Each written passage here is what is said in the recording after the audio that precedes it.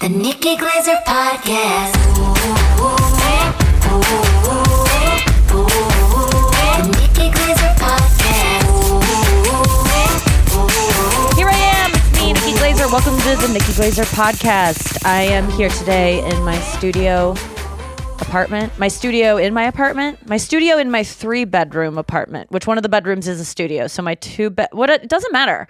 I'm thinking about getting a house soon. I'm just kind of bursting at the seams with stuff. That's beside the point. Actually, it's not, because this is all you're getting today, just for now at least. Brian Frangie is no longer with us, not permanently, but he's just, I didn't mean to scare you guys like that. He is recovering from gallbladder surgery. So he had that on Monday. I'm recording this on a Wednesday. I've checked in with him. He's doing well. He said it was not as bad as the other surgeries he's had in his life. What did he say? I think he'd be fine with me reading you this.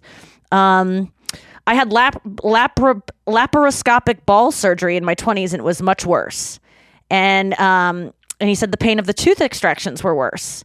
He said sleeping is okay, not bad. His teeth pretty much are the same. He feels much better overall. He said it feels like he was being poisoned, and his deterioration happened so gradually that it was difficult to see how bad it was. After the surgery, I feel much better overall. That's so great. When you remove something from your life, whether it be a husband or a gallbladder or I don't know what else. I'm trying to think of something that I've removed from my life, and then suddenly it was just so much more comfortable. Jeans that don't fit, just getting clothes that fit, and then you're like, oh my God, I don't realize how fucking in pain I was all the time. I think I've always said it on this podcast, I really resonate. I hate when people say they resonate with something. I think something is supposed to resonate with you, but people always say, that resonates with me. And I resonate with that. I don't like when people say I resonate. Can you resonate? I think you can. I Googled it, and I was like, I found out that those people were right, even though they sound wrong to me, but I'm not going to say it. Anyway, I do resonate with people having chronic pain, because I've had like migraines before, or I don't resonate with them. I have so much empathy because I don't know what it's like to have like long-term chronic pain, but I just, whenever someone has a headache, I like can't handle it. If someone has a headache in my presence and you work for me, I want you to stay home and I'll try to do your job or something. Or if like, I just don't want to be around someone with a headache because I can't stand thinking how badly they're in pain. Because I'm just such a good person. Can't you tell? No, it's just like, that's my thing. It's not even a nice thing, because they're like, don't take on my pain. I'm not asking you to do that, but I just can't help it. I don't like people being uncomfortable. It's one of my, I think, number one things in life is trying to make sure people are comfortable. Although I'm not good at offering people drinks when they get to my apartment or house, because I actually have no problem asking when I'm at a guest's house if I can have some water or a drink. In fact, I was at my boyfriend's brother's and his sister-in-law's house this weekend for Father's Day, and he asked me if I wanted a drink, and I had seen a sliver. I just like made eye contact with a Zevia that was in their refrigerator when he opened it to get something like 20 minutes earlier, and I was like, I think they have Zevia. Like, I just saw a flash of it, but I drink so much Zevia, I'm like, am I just like seeing it everywhere? And he was like, I go, what do you got? And I was hoping that he was going to say Zevia, so I didn't have to be like, I saw one and I want it. But he was like, we got Pellegrino, we got LaCroix. What flavor do you want? Topo Chico. I mean, they have amazing choices. It's no wonder they also have Zevia. And I go, do you have Zevia? And he's like, yeah, do you want that? I'm like, of course. But he said, oh, you mean the root beer? I'm like, I don't call it that, but it is root beer. It's so delicious. Yeah, happy Father's Day. I didn't do an episode yesterday. I'm sorry that we didn't have one for you. Brian was off this week, and I just didn't feel like it. I had a microneedling, and my face was really red. It still is. Different shades of red. It looks like I just got really burnt. It looks like I was just like drunk on spring break, early or late 90s. I feel like people were still not wearing sunblock in the 90s. I think that's one of the most embarrassing things, is being burnt as a white person, obviously. I think like that didn't need to be said, but I mean, black people can get burnt, I think. I don't know. I should know. I'm sorry for my ignorance. Please, someone educate me. Anyway, I think being a burnt white person is a really embarrassing thing. I've been it before. But like, if you're an adult and you're getting burnt, I'm sorry. You are not taking care of yourself. You're not thinking about, it's like the same as not wearing a seatbelt. Like, I just can't handle, sunscreen doesn't make you gay, guys. It's not a lotion that smells a certain way. Like, it doesn't mean you're like treating your body like a woman would and caressing it, even though you should appreciate your bodies just as much as we are supposed to appreciate ours, even though we do the opposite of that, actually. Anyway, wearing SPF isn't gay. Or just like just not wanting to get skin cancer isn't gay. But I when I see burnt people, I really am embarrassed for them, and I think they should be ashamed. And I'm so not in the business of shaming people, but I guess today I am. Who knew? When left to my own devices, Brian, come back. What am I doing? Anyway, so on the podcast today, we are having a guest, Gary Vider. He is a comedian. You may have seen him on America's Got Talent. He is hilarious. He's been on The Tonight Show, I think, like a bunch, and Colbert and all the things. He's just a fucking great stand-up. But he also has a new podcast out where he... you might have seen clips for it because my boyfriend had heard of it and didn't know his name out of the gate. But it was the guy who has a podcast now called Number One Dad. It's on iHeart, Big Money Players, which is where our podcast network is. But it's called Number One Dad, and it's about his dad who was like a con man and who got Gary to pose as a reporter for the Kids Sports Illustrated so he could get back to games in Madison Square Garden and like pretty much everywhere in New York City and I think surrounding areas. And he met dozens, maybe hundreds of athletes and celebrities by pulling the scam. And his dad would pose as a photographer, and it's a podcast, and he hasn't talked to his dad since he was 15. There's 3 episodes out right now. There might be a new one out by the time you hear this. I don't know when the new one comes out, but I think he's going to meet his dad in this, and it's so crazy because he hasn't talked to him since he was 15, and I think he's my age. Gary also has a kid, and I want to talk to him about that because I remember him being pregnant. I mean, not him being pregnant, but you get it. And I don't think I've really talked to him since because it was pre-COVID, and that's when I would see Gary around, was like in New York. So I'm excited to reconnect with him today. Other things, I do have a dog. She is officially mine. I haven't signed the papers yet. I don't know why I'm wavering. It just feels like once it's done, it's really done, even though there's no giving this little girlie back. She got spayed on Monday. That's always a very bonding moment for two people, is when one has to take care of the other when they're sick and has to make sure that they don't bite their stitches out. But she also, I just don't want her to have to wear the cone. So I'm just like having to watch her all the time so she doesn't get in there and try to get her, see if her ovaries are still there. Because they're not. She's 6 pounds and her ovaries, we were like, what do they look like? My sister and I were thinking they look like little lima beans. But she can't have kids now. That makes 2 of us. Because now I don't need them because I've got this little baby. And I am leaning into the fact that she is my baby. I don't give a fuck. I love her. She is a burden. I've thought about naming her that, just Birdie, which is short for burden, but no one would know that. Except you guys, because I just told you. And that might still be her name because we haven't really settled on Gilly yet. So we're open to suggestions for a little adorable, big-eyed, glassy-eyed, watery-eyed Chihuahua mix. You can look at her on the YouTube to see her. She's in my lap right now and just totally like zoning out. She's so cuddly. But yeah, she is a burden, and she is like a kid because like she's a kid who is gonna die pretty young, because she's only gonna live for about 15 years tops. I think she's 2, and I think maybe she'll get to 18. My friend's dog, who's very, very small like her, just got to 18 years. So, yeah, she'll be able to vote, and then she'll die. God damn it. Gilly, I'm not laughing about your death. It's not funny. How old will I be? 15 years. 55. Okay, I'm okay. My first thought was like, I'll look hot when I put you down still. What an idiot. I'll be like, I'll be sad. My mascara will be running. I'll wipe my tears, but I'll make sure to wipe them up so my skin doesn't get pulled down any more than it already is. Oh, God. I am just a product of my Instagram algorithm.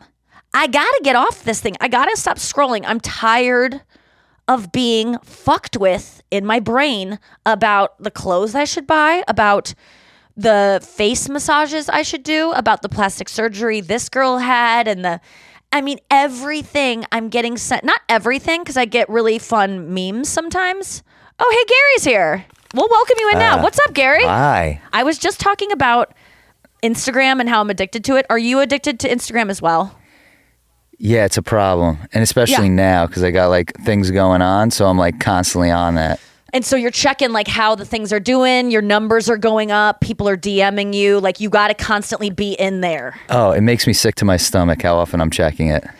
Are you also doing TikTok? Are you doing YouTube? Like what are your apps that you float between? Because mine's just I'll close Instagram and just pick up Instagram again. So yeah, I close. I don't like text anymore. I don't like emails because it's too much stuff that feels like if that stuff feels like work, whereas Instagram, like something fun might be brewing. Totally, something fun, and you see like the likes. It looks cool when it like pops up. It's just like very special. But I'll check the other stuff only because I feel like I'm not giving them some time, and then I go right back to Instagram. Instagram's still my thing.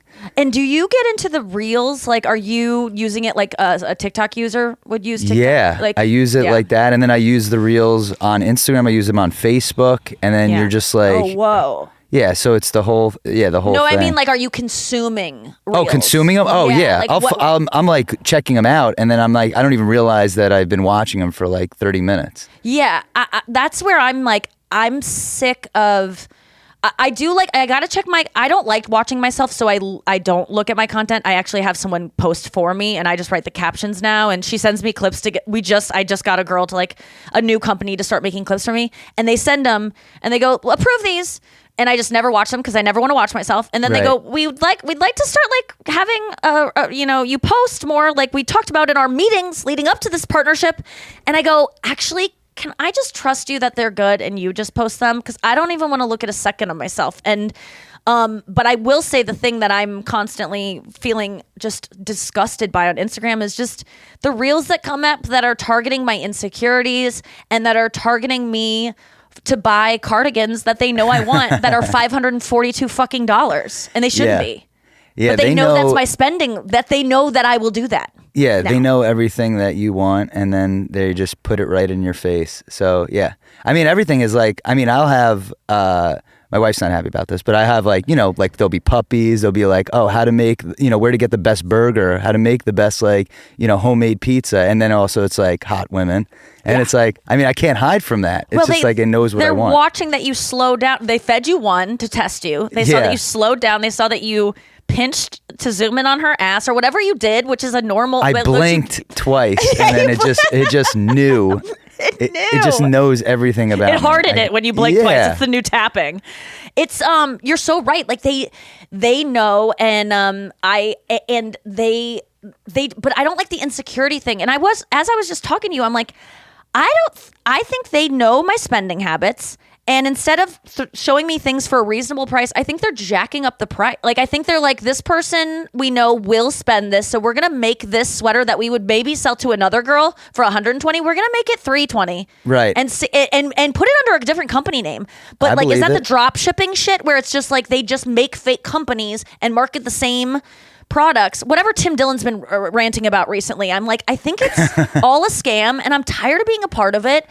But I also do love when they kind of nail it sometimes, and I go, oh my God, I did want to know this facial massage that would lift. Or I would look cool in those pants. I'm like, I'm fine with that. But yeah, and I buy them, and then I look, it looks terrible, and then now I have these pants that apparently you can't even return. Like, so I'm like, oh, that's just in a beat up box from China. Yeah, exactly. Like, you have no idea where you're like, oh, this is a cool brand I'd never heard of, and then it's it's constantly in your face until you do buy it. Yes, and then it winds up being like an impossible thing to get rid of. They'll show you the pant, they'll see that you slowed down on it, right? And then they go, actually, what else does he like? Oh, he likes basketball. We'll like put a basketball in the shot. Like, we'll put this guy walking on a court or something. And then they go, oh, that didn't get him? We're gonna call this the Jordan pant because we know he likes Michael Jordan. So that's what they've been doing to me with Taylor Swift. They'll change the name of things to get into my Swiftie, like just dedicated, I'll do anything she says kind of brain. It's such manipulation, and I think it's happening in ways that we don't even understand. And it's all a con, which is like kind of a thing that obviously you are very either interested in or adverse to, based on, I already filled in our listeners on your podcast. I listened to the first 3 episodes. How many episodes are there? I'm like, are you going to meet your fucking dad? Oh, thank you so much for listening. But so there's 10 episodes. They're all recorded already. And it was like a crazy thing to go through and everything. Oh my God. Well, you really put yourself out there for this, because you can tell, like, you got this podcast sold. It's going to be big. iHeartRadio's behind it. You have producers. You have people who give a shit. Like, they're like making the story, and you gotta fucking deliver. And when you have to deliver, you might have to have some. All these ideas you came up with on a pitch of like, I'll meet my dad. You have to go fucking do them. Right. You completely. Oh, thank God. Yes, you completely get it. So basically, when I sold the idea to iHeart, it was like, I have my father. He's a con man, and we haven't spoken in 24 years. And they're like, all right, well, how do you turn that into like X amount of episodes? So I was like, I'll do this. I'll do this. And then it's like, but then you have to be as vulnerable as possible and do it and actually go through with it. You do, because that's the content, man. Like you got to do it for people have invested in you now. And when you pitch these things, you were like, they're kind of pie in the sky. And it's even if it was actually kind of really happening, you felt like this is a good thing that I do want to happen. You're like, there's just something about pitching an episode where you're like, I'll find my dad and sit down and talk with him, that you're like, I don't really have to do it, even though you will if you do this. I've done that. Like I had a show called Not Safe on Comedy Central, and it was about sex and dating, and we were fucking running out of ideas. I don't even think we were running out. It was just first season, and we really needed to prove ourselves. Right. And in the writer's room, it was pitched. I had done this one thing that was really funny where I interviewed my best guy friends and asked them if they want to have sex with me. And then a lie detector would determine like if we really were just, and it was really funny and it came out great. And they go, what else can we do with a lie detector? And my writers go, why don't we have your parents in and you ask them about their sex life? And I'm like, on paper, that is hilarious. That's so funny. That's a home run. And it was, but it was the most uncomfortable thing I've ever done. I hated it so much. And I honestly regret doing it, because it's like just made some tension between me and my parents. So it's like, I kind of sacrificed something in doing that.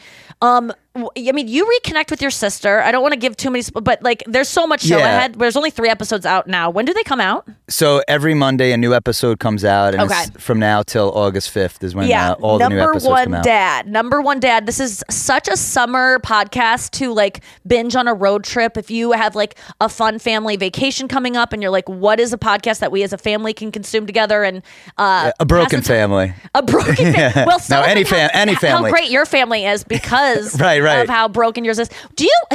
I mean, we have so much to get into, and but right out of the gate, I'm just like, it's as if I'm running into you at the cellar and I just listened to this and I'm like, I just have to get all my questions out of the way right now because you have to go down and do a set or something. But feeling this urgency. Do you oh God, now I forgot my question. Are you like, do you hate cons? Like, do you hate when you trick people? Do you hate feeling like you're being conned? Like, is this made because your dad did this and it was the reason for the severing of your relationship? Like, is that something that is like, you like panic about when it happens to you in real life now? Yeah, I mean, I'm pretty aware of like situations, so I feel like I'm always thinking that somebody's not telling the truth. So if anything, it's kind of put like a bad taste in my mouth in a sense of like not trusting people. Right. But as far as like, if I see somebody doing something dishonest, I'm definitely like, just like, all right, this is not my kind of person, or like this person's bullshitting. And I'm like, all right, I mean, we see it all the time with, in comedy where someone's like giving somebody a hug and it's like, meanwhile, you talk shit about that person, 5 minutes ago. So it's like, all right, that's not real. So it's like, I already like don't like that person, and I won't clock those people. Yeah, exactly. I clock them. I never say it to their face, but I'm like, whatever. You're not my kind of person. I do the same thing. And I am one to talk shit and then be nice to someone. I do it all the time. It's not because I don't feel good about doing it, because I really am trying to be someone who doesn't talk shit. Yes. Have you even heard of this in the comedy community? Like, this was first brought up to me by a comic that was like, I don't really gossip, because I was like trying to talk shit about someone that would be fun to just go off on. And he goes, I don't like to talk about people that I wouldn't like say these things to their face. And I was like, what are you talking? Like it was, but then I explored it more and I'm like, no,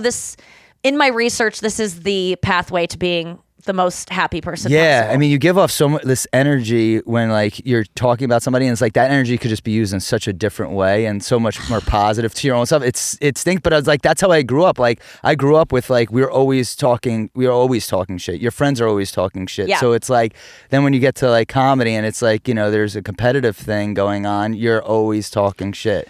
Always. And it's only about someone who's doing better than you. It's like rare. It's rare that you're like almost punching down in comedy. I feel like it's generally when someone is like having a moment. That's when everyone gets real chatty about them. And it's it's so transparent to me. That's why I like to shit on people when they're down. Yeah. To really make it seem like I really didn't like them all the time. Well, it's like, I mean, you're not reading your comments, but like some people will just like, you know, comment on like a special and be like, that's not funny. Where it's like, hey, like you're definitely entitled to your opinion.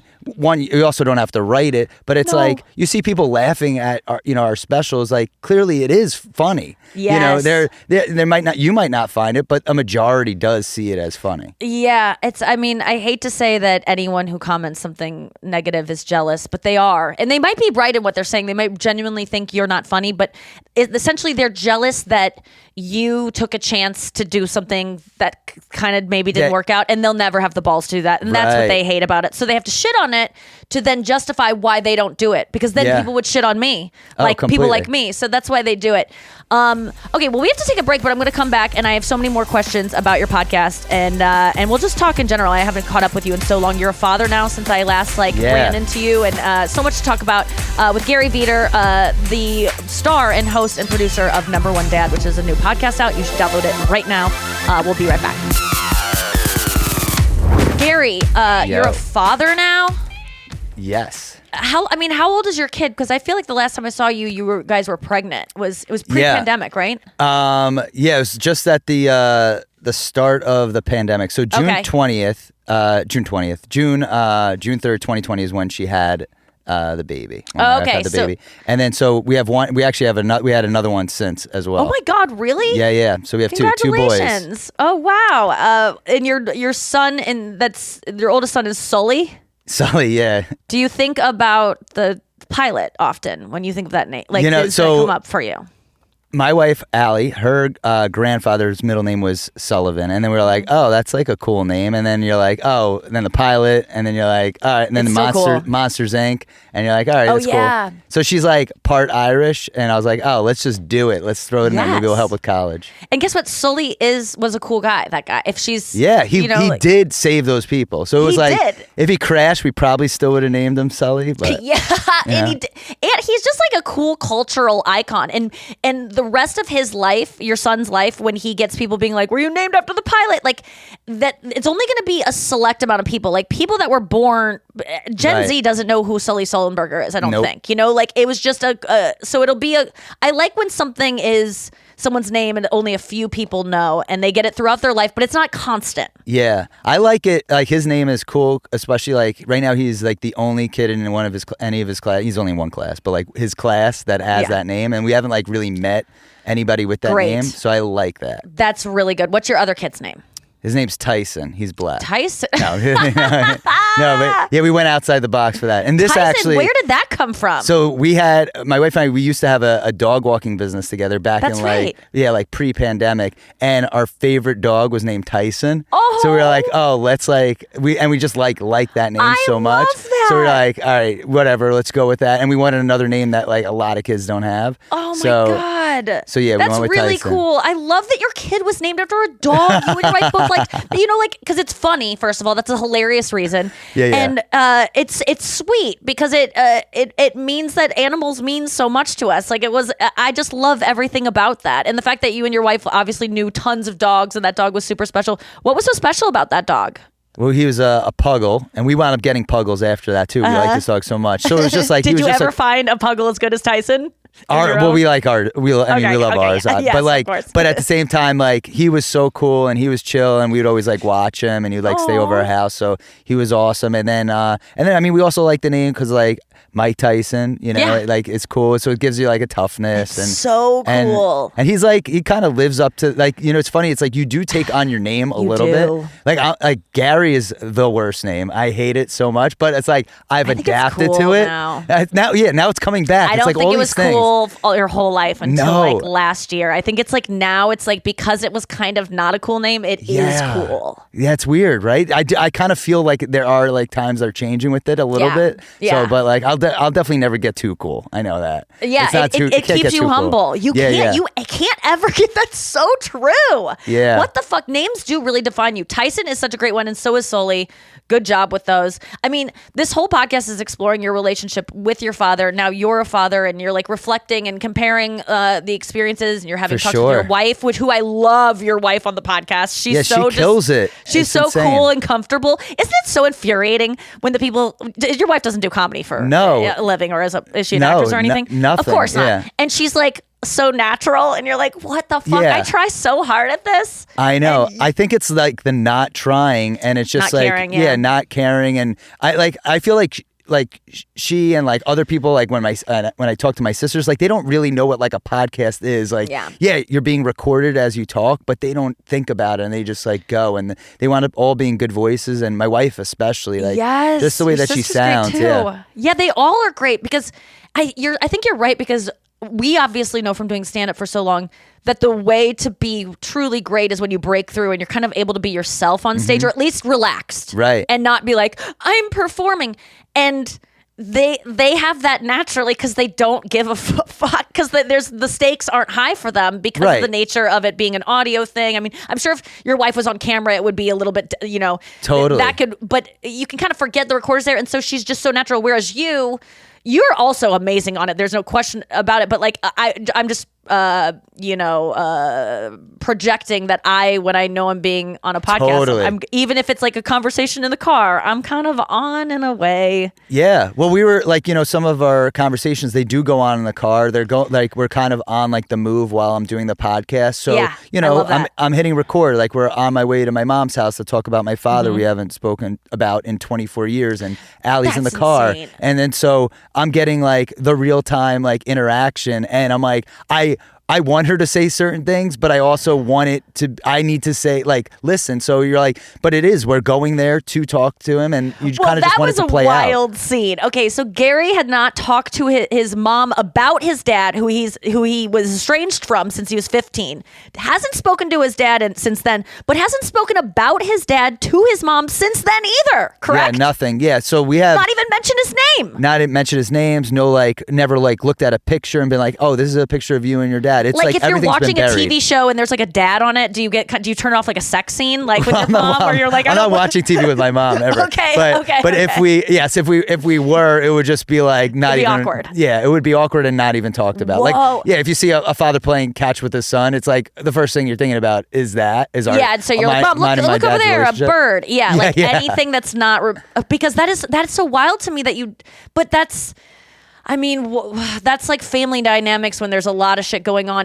Do we get into what went on out? Like, I know your dad was a con man and lied for a living, literally, and could not lie, and just seems to have had that kind of personality disorder that he was not struggling with, because he's probably also a narcissist, so they don't struggle with it, but it's also something that's made him estranged from his family and kind of is a fucked up thing to have, even though he'll probably never understand that.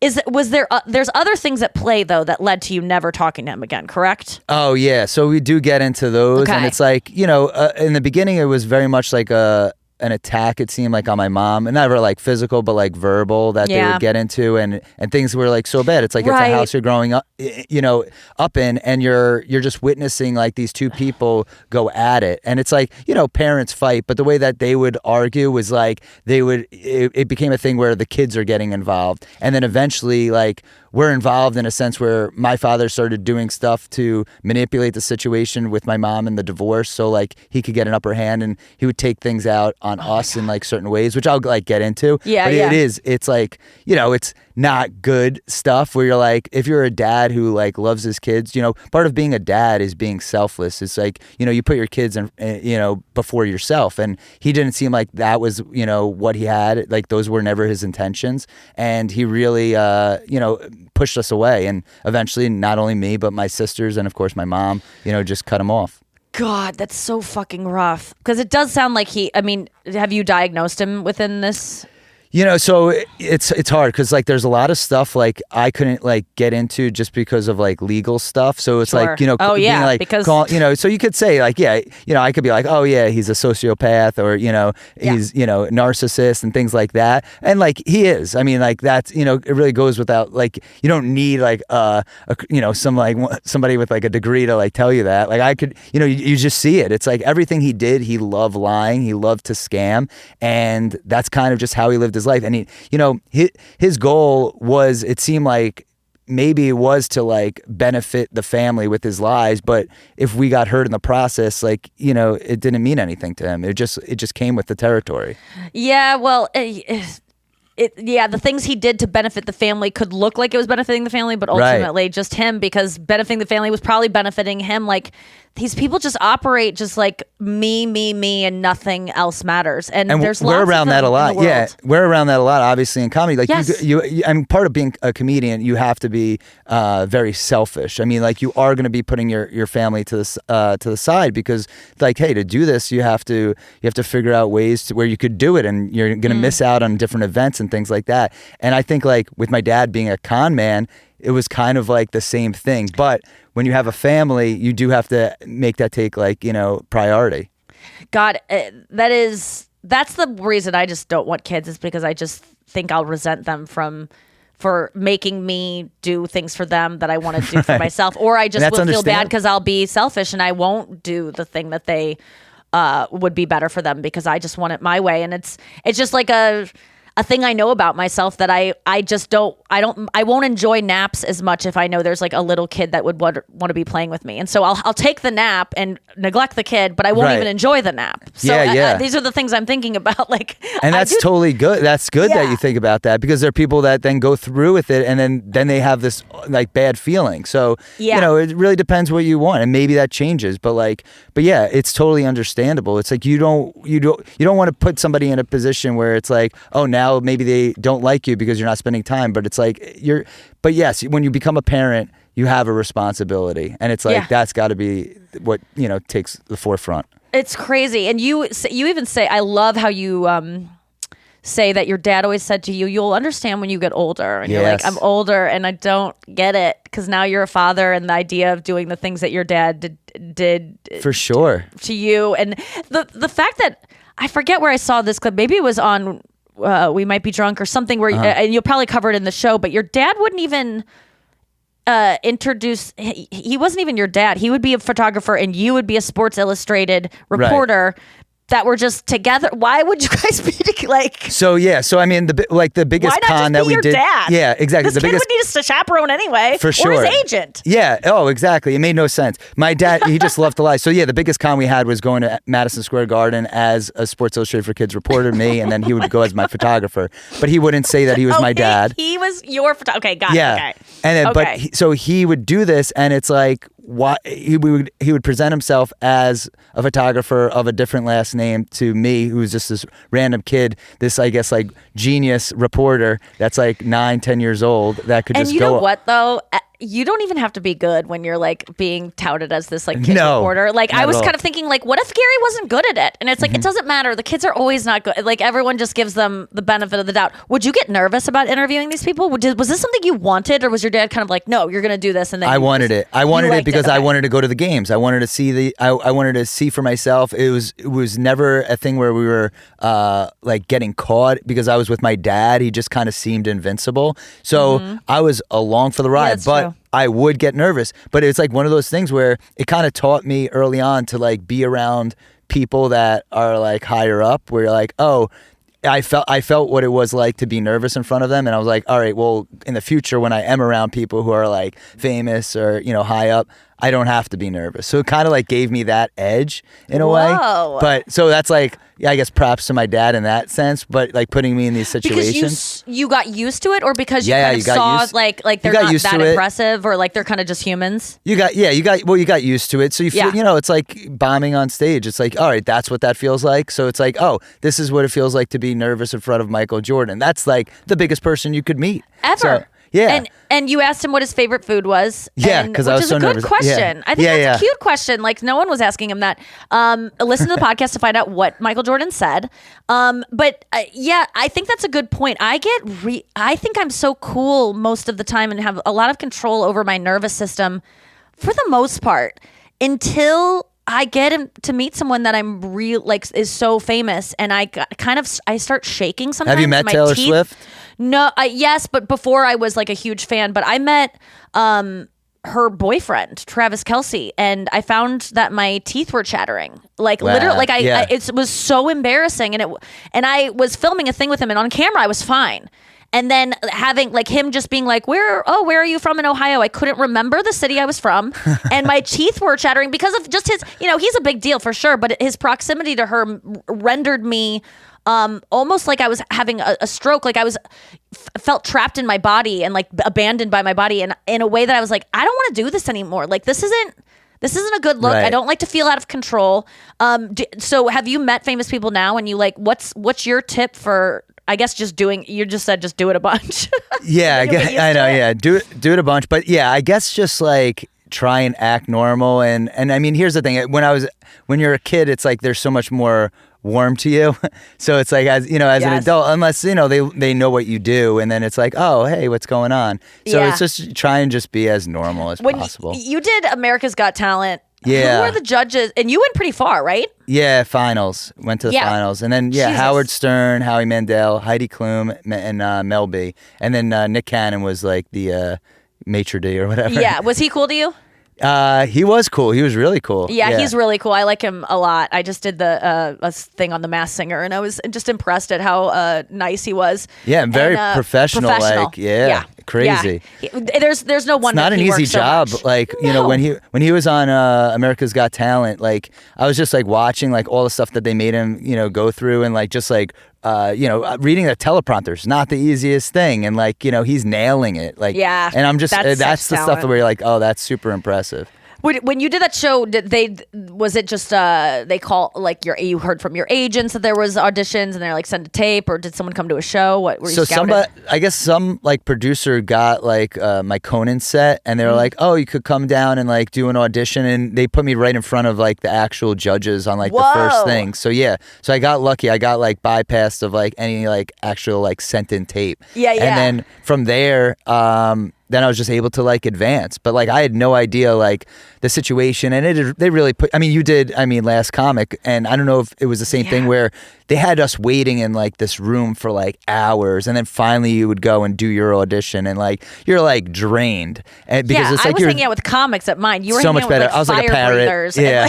Yeah. Exactly. And I'm like, oh, this parrot, he'll go on before me, and then a marching hopefully, band and a ventriloquist. Yeah, it's what a wild thing. So you would be there for hours, and then by the time you go up, you're hoping exhausted. that and I remember that audition that I did was like the crowd was like 2 p.m. at the New Jersey Performing Arts Center in Newark, and you're like, oh, this is a great comedy audience. But luckily, it's like I think you only had to do like 60 seconds the first time. So I'm like, oh, great. So hopefully this is like good, and then it did go great, and so I was able to advance. Yeah, was that a big career moment for you? Like, did you feel like things picked up?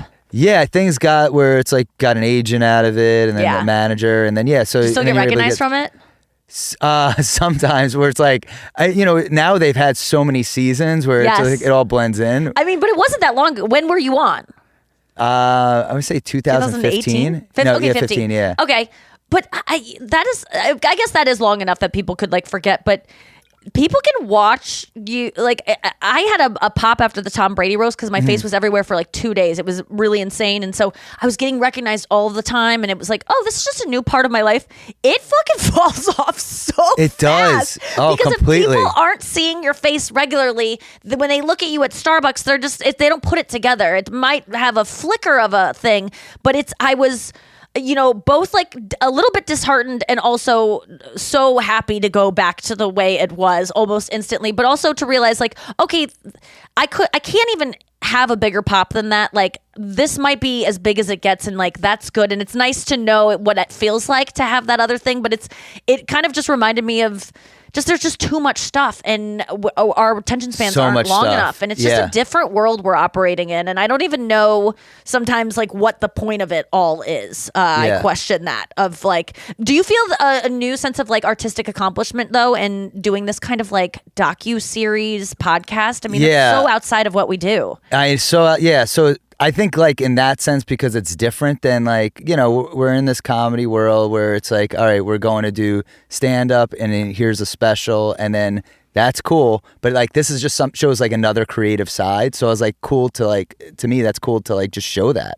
And I was like, oh, this is fun to do. And I'm happy with like how so far, like with how it's going. And I hope like people are excited, like as each episode, you know, moves on. Pumped for the rest. Like I zipped Thank through you. them today, the first 3 this morning, and I thought there was just 3 because it didn't say like of 3 of 10. So I was like, oh, I guess we're only finishing this in 3 24-minute episodes. Okay, well, good. And then I'm like, he hasn't met his dad yet. What the fuck? And so I was so excited to hear there were more, and I'm so excited to listen to the rest of it. Again, it's called Number One Dad. It's on wherever you get your podcasts, iHeart Radio and Big Money Players. Back with more after this with Gary Vider. Gary, are you on the road right now too?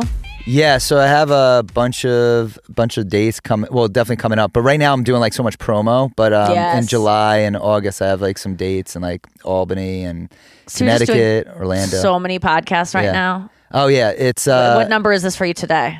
actually today this is my first one, so this is good. Do you have any more after this? I have to do one like it's like a dad's podcast. I forget what it's exactly called. Okay, yeah. No. I'm sorry to put you on the spot. I don't know the name of any podcast I ever appear on, and then or like the host names, and I'm trying to look on Zoom and be like, oh, I should have researched this before. When you're going through press, it's like one after the other, and it's pretty insane. But this podcast is going to. I mean, my boyfriend even, I told him you were going to be on the show, and he didn't know your name from the show, but then I described your story. He's like, oh yeah, I saw that ad too. So it's getting, it's in everyone's algorithm. Oh, that's amazing. Along with the pants. I mean, like you asked me about like, as far as like from a creative standpoint, I'm like happy with it. Like it's doing, I'm surprised that people like it for they like it for different reasons. They like it, you know, if you come from a good family, you might like it just because you're seeing what a bad family is, like we talked about. Or if like some people are like, oh, I haven't talked to my sister in 10 years, like, and now hearing like you go through that, you know, it really like wants me to like reach out to her. So you it's hadn't like talked to your sister in how long? It was 6 years for me. Yeah. Whoa. So she hadn't seen the birth of your son, and you had kind of missed out on her kids' lives as well. And she said that it was really sweet. You tell her you're doing the podcast. Was there a part of you that was going to be like, oh, so now you're reaching out because you have a podcast? Like that's the only reason. I was nervous. That was in my head. Yeah, I was nervous. But she seemed to be like, sure. Yeah. So yeah, she was on board with it. So I gave her a heads up like that it was a podcast, and like, you know, through text we were like kind of like settling stuff, and then I was able to like get her to record. But yeah, you know, it's part of like having a dad that was this person. You're just going through with it. Hopefully, you know, there's going to be some damage, but hopefully that these people that, you know, that you cut off in your life, that they you know, want to talk about it and want to be a part of it. Yeah. I mean, this idea of cutting someone off, and like, did you think with your sister you'd never speak to her again when you decided to do that? Or was this like, oh, I'll just I just need to make a stance here? Was that really like something until this podcast kind of brought it up for you? Did you think it was probably like never again? I didn't know if it was gonna be never again, but it was kind of like you said, like just a stance where I'm like, all right. As far, you know, she talked to my dad again. That's the whole reason why we cut why I cut her off, is because she talked to my dad again. I think I guess it was like 2017. And when I found out about it, I was like, oh, like, I mean, we didn't like say we're never talking to him again, like as siblings, but that was kind of assumed, and then you felt betrayed.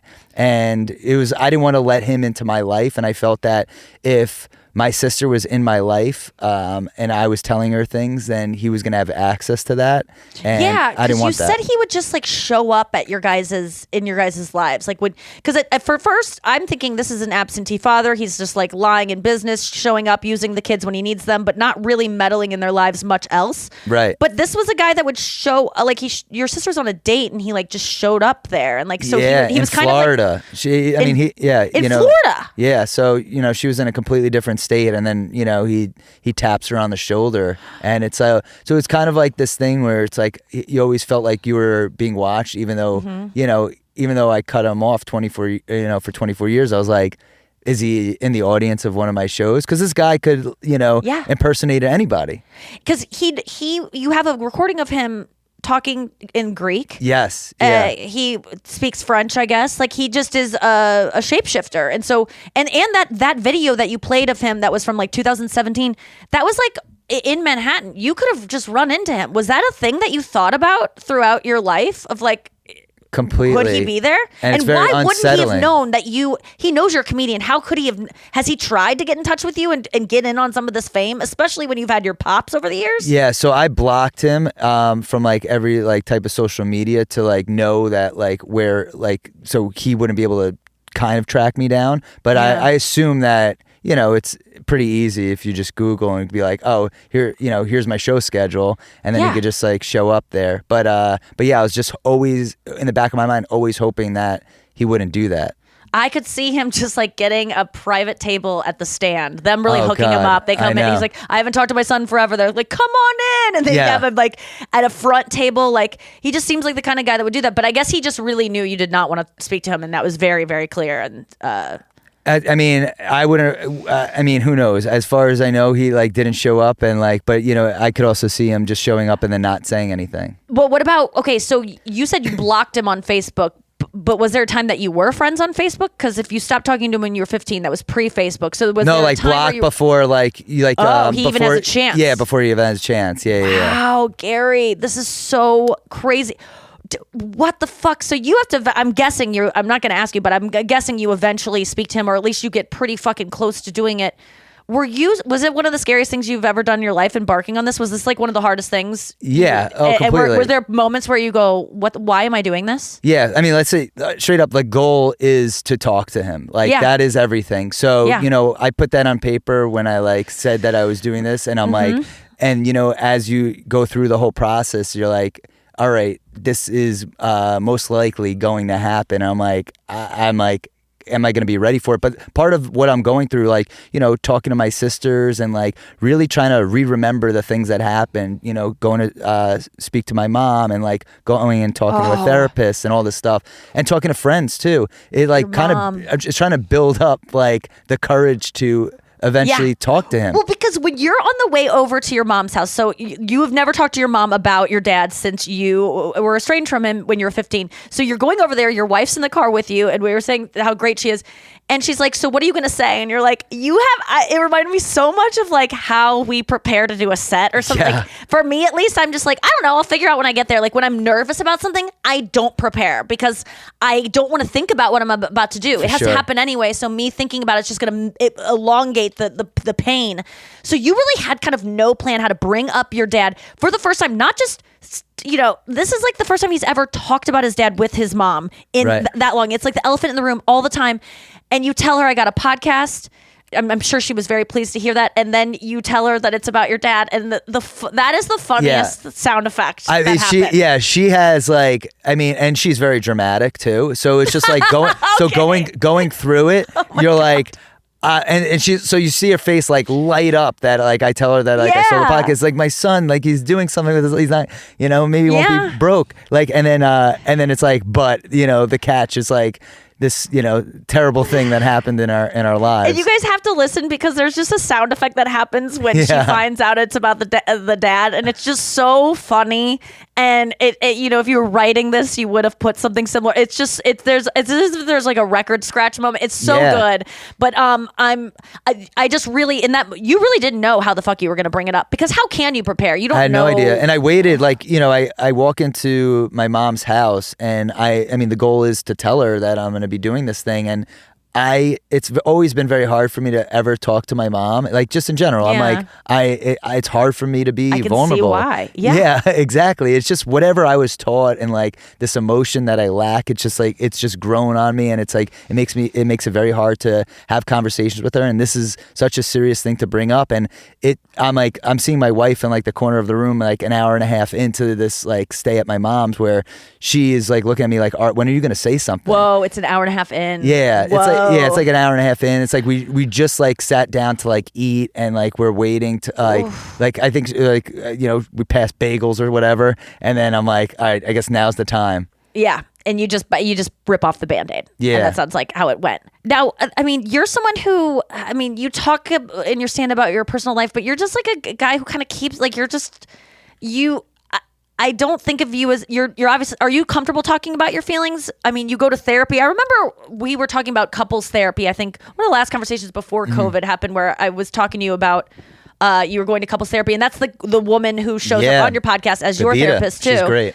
And what got you into therapy? And this seems to be the product of a lot of therapy, the idea that you could even do this podcast. Yeah. So, I mean, couples, I did go to one-on-one. I saw Alan, which was like the comic the comics therapist. And so I did that. So this guy, Alan, in New York, saw every male stand-up comedian, some females, but usually just for one session until they learned it was... no, I think that, I think pretty much, I would say like, how many comics do you think this guy sees? Or has seen? I mean, I would say, I would honestly put it at like over 100. Like, okay, it's yeah, like, it was everyone. It was such a referral base where it's like, oh, like every comic, like we all have something, and everybody has something to talk about. Yeah. So you're like, oh, here's my friend who does comedy. I respect him, and he's seeing this person. I'm like, it seems like he's doing better, I guess. So let me go. And you start talking to this guy, Alan, and you're like, oh, he's good. Now, hey, for me, it didn't work because it was like, it's not one size fits all. Yeah. Yeah. And here's the thing, like, my issues were like, yes, it was so much childhood stuff. And like, you're trying to overcome, I mean, I guess it always goes back to your childhood. Yeah. And so you're always trying to overcome that. And what really helped was when my wife and I started going to couples counseling, like we were having problems. We almost got divorced. Right. I remember this, and I'm glad you're willing to talk about it. What was your biggest issue? And then how did you get past it? Well, she would say it's me, and I would say it was her. But no, but it was like, no, I would say like the biggest issue was like there are a few things. One, like all my stuff all the stuff that I dealt with like as a kid, I would bring that baggage into the relationship. And then my wife had her own stuff. Like she was a big alcoholic. I guess you don't have to say big alcoholic. She was an alcoholic. She was bigger than most alcoholics. But she did loved add something to it. Yeah, for me. right. It did give like I mean, like she's huge. Yeah, she's out of control. And so if she's coming from that, which most of us, a lot of us are, that just obviously she has her shit too. Yeah, so we both had it, and we were just trying to like live together without this resentment. She got sober, and I was sort of like still dealing with like my stuff of like just I don't know. I mean, do you drink? I like really slow down, so I'll drink like very rarely. You don't have a problem. You're not a big alcoholic. Yeah, no problem. Maybe a little one. Okay, so yeah, but that's the thing is like you don't have a thing to quit. Like she gets into recovery and she's working on her shit. And then for people who don't have like an addiction to a substance that is really definable as like this is where we start at least, and then get into stuff. You like don't have anything to quit. Like I think so often there are people that aren't drug addicts that are struggling in life and depressed and having all these problems in their relationships, and they're like, man, if I only had a 12-step program for this thing that I'm going through. For and sure. And the thing is, there are those, and it's it's usually like children of alcoholics or like children of.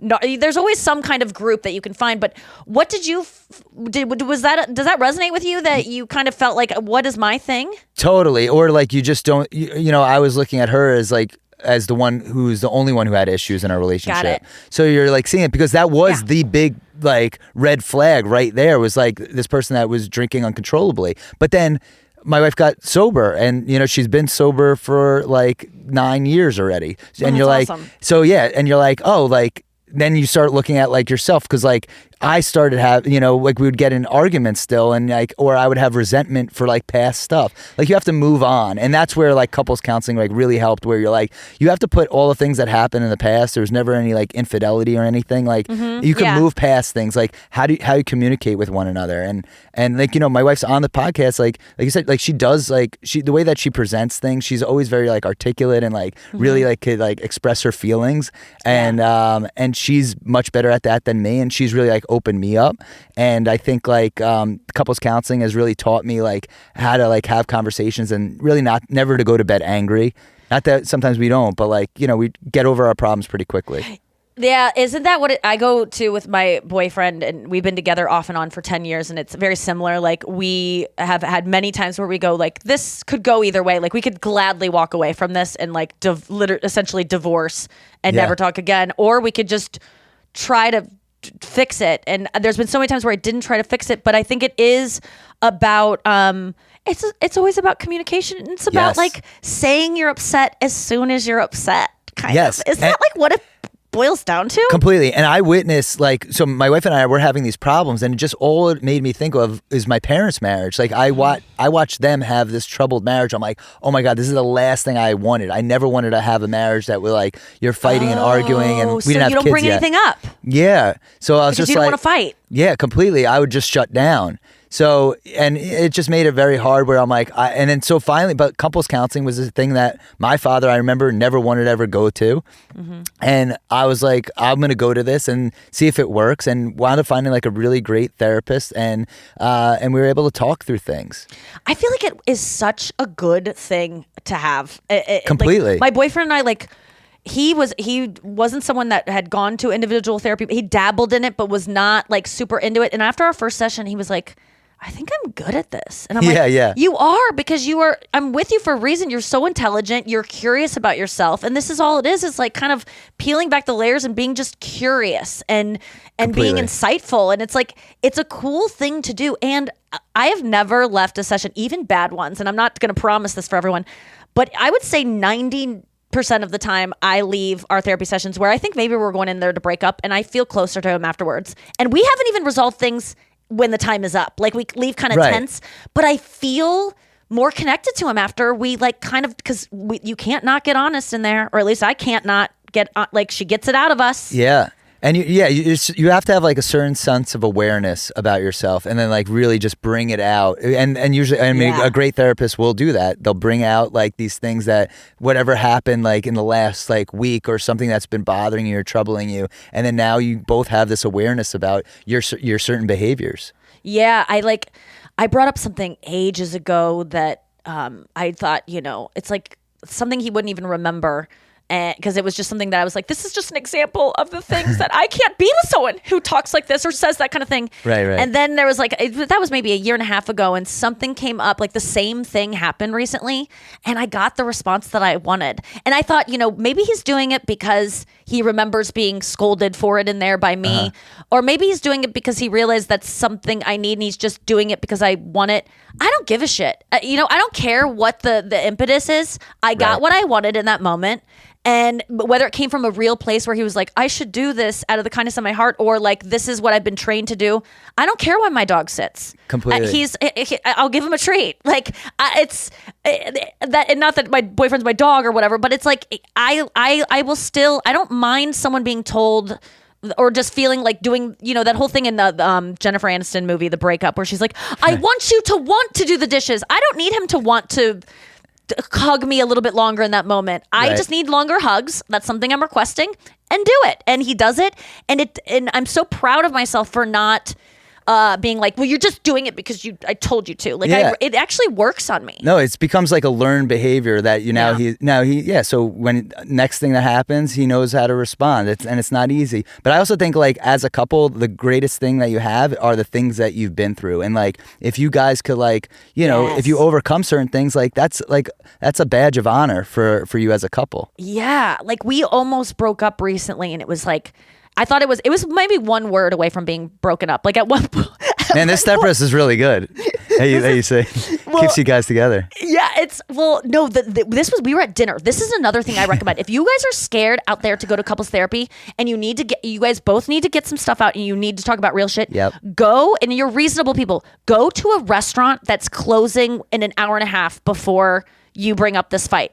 It'll give you, you have to behave yourselves. You can't raise your voice. If you're not, don't drink. And you kind of go to the Olive Garden and just wait. And then by close, it's kind of like the timer for the therapist and you have to leave. But it lets you get things out and say things and you're in public so it can't get crazy. And I really recommend that. So we were at dinner and it was like getting pretty bad. And at one point, we're both like, can't eat. Actually, I'm eating just fine, but I'm pretending like I can't eat. I'm so upset, even though I'm like still hungry. But he's like lost his appetite because we're about to break up. And I'm still like chewing as I'm crying.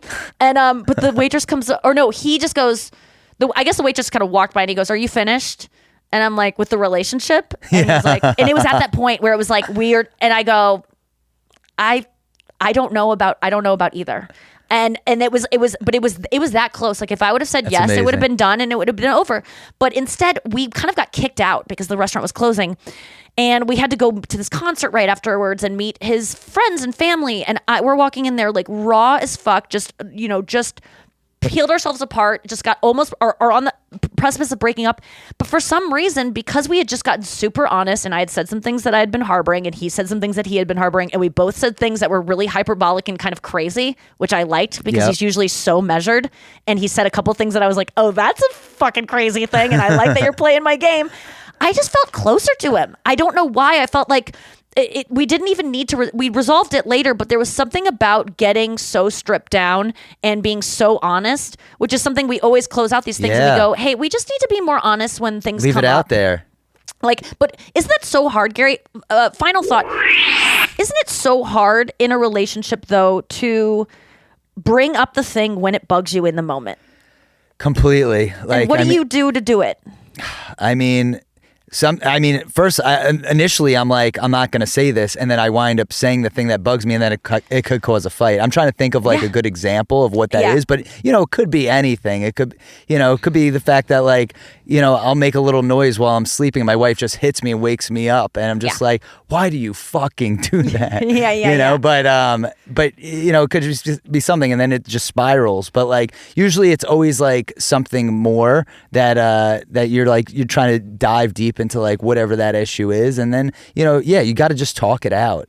Yeah, it's just that initial, when something is like, oh, I'll just let it slide, and then they just pile up and you eventually explode. But that is interesting that you went the other way. Like I feel like I've dealt with that in relationships before where and my parents were fighters too, like screamers and yellers. And I would say, stop fighting. And my parents would always say, we're not fighting, we're having a discussion. Right. And my like first joke was like, well, when we have a book discussion in my fourth grade class, Mrs. Reed doesn't throw a chair. I remember making that kind of joke because they would always say like, we're having a discussion. So anyway, I before we go, I wanted to read some of these things to you that I found on Reddit last night. It kind of fits exactly with the idea of being a con person.